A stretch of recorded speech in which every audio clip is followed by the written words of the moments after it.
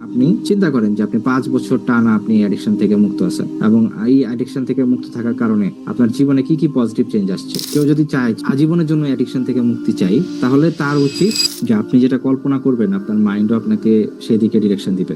কেউ যদি চিন্তা করে যে তার দ্বারা কখনোই 10 তলার উপরে উঠা সম্ভব না, সে কিন্তু এটা উঠতে পারবে না। বা কেউ যদি চিন্তা করে যে আমি 5 তলা পর্যন্ত উঠতে পারবো, এর বেশি আমি উঠতে পারবো না, তাহলে সে আসলে সেটা পারবে না। এবং আল্লাহ আমাদের ব্রেইনটা এভাবে বানাইছেন, ঠিক আছে, যে আমরা যখন একটা চিন্তা করি ওটার মাধ্যমে আমাদের থিঙ্কিংটা সেটা লিমিটেড হয়ে যায়। এই জন্য কেউ যদি আজীবনের জন্য অ্যাডিকশন থেকে মুক্তি চাই, তাহলে তার উচিত একটা বড় টার্গেট সেট করা। সো ওই টার্গেটটাকে সেট করে যেটা হচ্ছে যে আমরা বলি যে আপনি চিন্তা করেন যে আপনি 5 বছর টানা আপনি অ্যাডিকশন থেকে মুক্ত আছেন এবং এই অ্যাডিকশন থেকে মুক্ত থাকার কারণে আপনার জীবনে কি কি পজিটিভ চেঞ্জ আসছে বা কি কি পজিটিভ চেঞ্জ আসবে। আপনি যদি টানা 5 বছর পর্ন মাস্টারবেশন অ্যাডিকশন থেকে মুক্ত থাকতে পারেন, আপনার জীবনে কি কি পজিটিভ চেঞ্জ আসবে সেটা আপনি লিখে ফেলেন। এবং এই ক্ষেত্রে আপনার অনুভূতি কেমন হবে, আপনাকে দেখতে কেমন লাগবে, আশেপাশে মানুষের সাথে আপনার সম্পর্কটা কেমন হবে, আপনার ক্যারিয়ার কেমন হবে, আপনার ইমান কেমন বৃদ্ধি পাবে, অনেক কিছু এখানে আসতে পারে। এবং এই যে পয়েন্টগুলো বের করার পর যে আপনার কি উপকার হবে, এই পয়েন্টগুলো বের করার পর তাকে আসলে যেটা করতে হয় যে এটার উপর বেস করে তাকে প্রতিদিন কল্পনা করতে হয় যে